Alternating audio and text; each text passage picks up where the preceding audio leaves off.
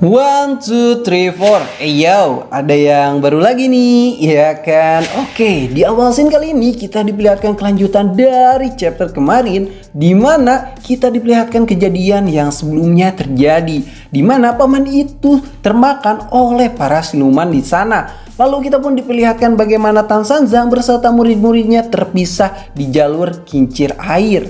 Dan kita pun diperlihatkan juga kondisi mereka masing-masing. Tan Sanzang, Sun Wukong, Cupat Kai dan juga Sang Wujing sedang baku hantam melawan monster lumpur. Sementara itu, Bai Lang sedang terjebak di suatu tempat yang entah itu di mana. Lalu kita pun diperlihatkan juga kondisi Yihu dan juga Xioi, di mana mereka sudah sampai di daratan.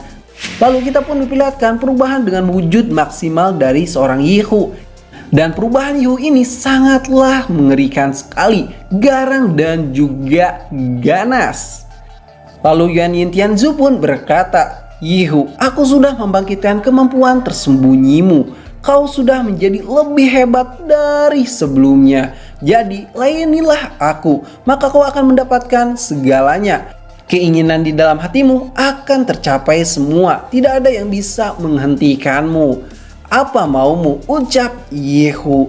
"Perintahku kepadamu, bawalah Xioi dengan selamat kepadaku. Jalur monster itu sangatlah berbahaya. Kau harus berhati-hati, Yihu. Bawakan Xioi kepadamu. Apa kau bilang? Aku jelas-jelas menolaknya," ucap Yihu yang sambil berteriak di sana. Sementara itu, Yuan Yin Tianzu pun kaget karena perintahnya ditolak mentah-mentah oleh orang yang diberikan kekuatan olehnya. "Siluman yang sudah kubangkitkan kekuatannya malah melawanku." Sementara itu, kita pun diperlihatkan Xioi yang sedang tidak sadar di sana dan sedang dielus-elus oleh Yihu. Yihu pun berkata, "Xioi, aku tidak akan menyerahkanmu pada siapapun. Aku suka padamu. Meski kau tidak bisa dimakan, tapi aku sangat menyukaimu. Awalnya aku kira perasaan ini seperti seorang ibu, tapi secara perlahan aku tahu ini bukan. Meski hanya sentuhan ringan darimu, itu bisa membuat seluruh tubuhku terguncang," ucap Yihu. Lalu Yihu pun mengelus wajah Xioi. "Kenapa kau begitu kuat, Xioi? Aku hanya ingin menuruti perasaanku ini. Mulai sekarang kau adalah milikku, Xioi. Aku tidak akan membiarkan orang lain merebutmu dariku." Tiba-tiba dari tempat anunya Xioi keluarlah si batu kecil. Ya, prajurit batu kecil. Dia pun berkata, "Hei Yihu, kau sudah dibutakan oleh nafsumu ya? Nona Xioi adalah penyelamat dunia yang harus kita lindungi. Kau malah menguasainya sendiri." "Hah, batu kecil? Aku lupa. Aku tidak sadar ada kau di sana. Lihatlah dirimu, begitu menyedihkan. Menyingkirlah dari sana," ucap Yihu kepada si prajurit batu kecil. "Hei Yihu, jangan meremehkanku. Aku juga bisa melawanmu dan bertarung untuk melindungi Nona Xioi. Rasakan ini, putaran tombak berputar. Dan teng, ini tidak ada gunanya," ucap Yihu. Lalu si batu kecil itu pun terlempar di sana dan ditangkap oleh Ause. Lalu Ause pun berkata, "Hei Yihu, yang batu kecil ini katakan memang benar adanya. Xioi ini adalah dewi penyelamat dunia. Mana boleh kau kuasai sendiri. Paling tidak kau harus membaginya dengan orang lain." "Ause, apa yang kau mau? Kalian tidak bisa merebutnya lagi dariku," ucap Yihu. "Aku akan melindunginya sendiri dengan kekuatanku di sini. Aku akan berada di sisinya. Dia mau pergi ke Nirvana atau kemana saja, aku akan selalu mengawalnya. Dan aku tidak perlu bantuan orang lain," ucap Yihu dengan tatapan tajamnya. Lalu Ause yang mendengarkan perkataan itu mulai tertawa. "Hahaha, aku tidak salah dengar kah? Menculik dia hanya untuk ini? Hah? Yihu, kau itu bodoh sekali. Apa karena kepalamu terbentur jadi kau itu tidak waras? Kau tidak mengerti, Ause. Baiklah, aku tidak ada waktu lagi untuk basa-basi. Serahkan dia kepadaku, kalau tidak aku akan menyerangmu," ucap Ause. "Pergilah Ause, kau tidak akan menang melawanku." "Apa kau bilang? Aku tidak bisa mengalahkanmu? Kau sungguh menjengkelkanku, omong kosong." "Ause, awas, dia sudah benar-benar berubah," ucap batu kecil itu. "Hah, dia itu cuma seekor kucing sakit. Aku tidak takut dengannya. Dengar, Xioi ini adalah milikku. Siapa yang mau merebutnya akan kumakan dan kubunuh," ucap Yihu sambil mengeluarkan kekuatannya. Yihu, kau sendirilah yang menginginkan ini. Jangan salahkan aku, begitu aku turun tangan, segalanya tidak akan berakhir dengan mudah, ucap Ause yang marah di sana. Tiba-tiba mereka pun baku hantam di sana. Yihu dengan aura macan maksimalnya dan Ause dengan naga petir merahnya. Lalu Ause pun menyerang Yihu dengan sambaran petir merahnya dan Ause pun berkata, "Lumpuhkan dulu pergerakannya dengan petir ini. Aku tahu dia hebat dalam serangan pertarungan jarak dekat." Akan tetapi Yihu pun berhasil menghindari serangan Ause ini dan tiba-tiba berada di depan muka Ause lalu mencekiknya dan akan mencakarnya. Akan tetapi Ause pun menendang kepala Yihu dan dia pun berkata, setelah dia mendapatkan serangan petirku tadi, masih sama sekali tidak goyah. Lumayan juga bocah ini. Ini kuhadiahi tendangan dariku, ucap Ause. Namun tiba-tiba, telapak tangan harimau pun menghantam keras kepada tubuh Ause, tepat di dadanya. Ause pun mengeluarkan darah yang sangat gila di sana. Sial, sepertinya aku harus mulai serius, ucap Ause. Wujud nagaku, dan Ause pun berubah ke wujud naganya dan melilit Yihu di sana sambil mengeluarkan kekuatan petir dahsyatnya di sana. Dan kita pun melihat Yihu yang santai-santai saja sambil berkata, "Hei, inikah kemampuanmu?" Lalu Yihu pun berputar di sana dan membantingkan Ause kemana saja, saking barbarnya. Lalu prajurit kecil pun berkata, "Ause, bertahanlah, serangan itu sangatlah mematikan. Aku sudah berusaha, aku tidak bisa menahannya," ucap Yihu kepada Ause dan juga mencengkram leher Ause sambil melemparkannya jauh di sana.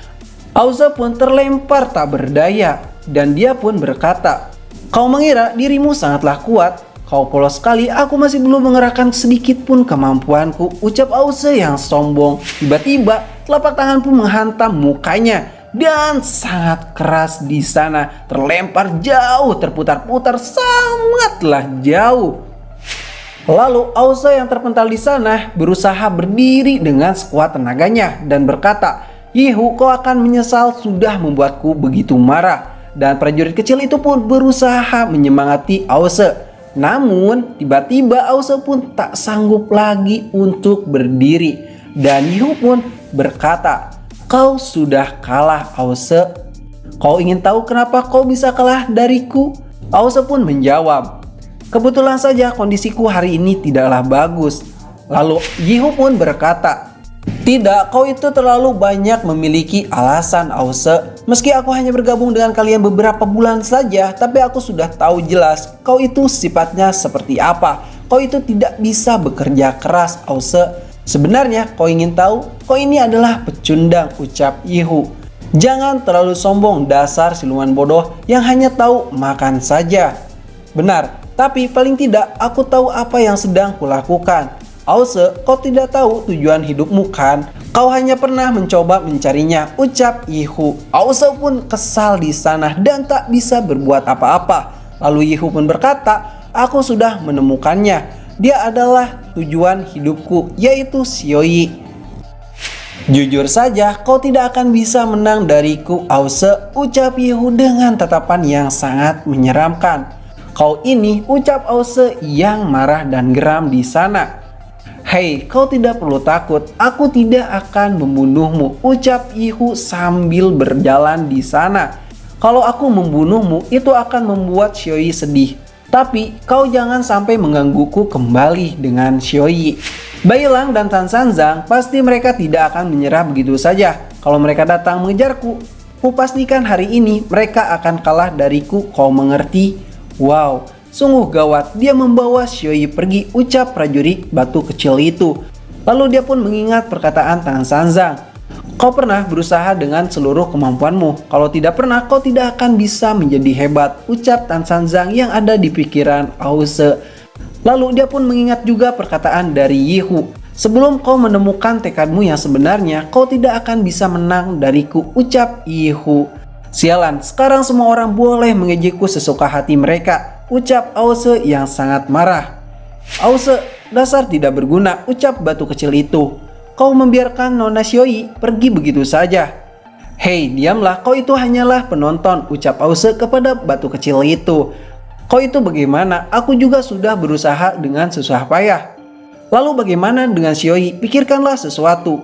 Tiba-tiba di saat mereka debat, sesuatu pun muncul dari belakang Aose dan berkata, "Darah segar. Aroma darah segar menggoda sekali darimu." Lalu Aose pun dipeluk oleh cacing siluman itu. Dan Aose pun berkata, "Gawat, sialan, aku masih belum bisa berkelahi.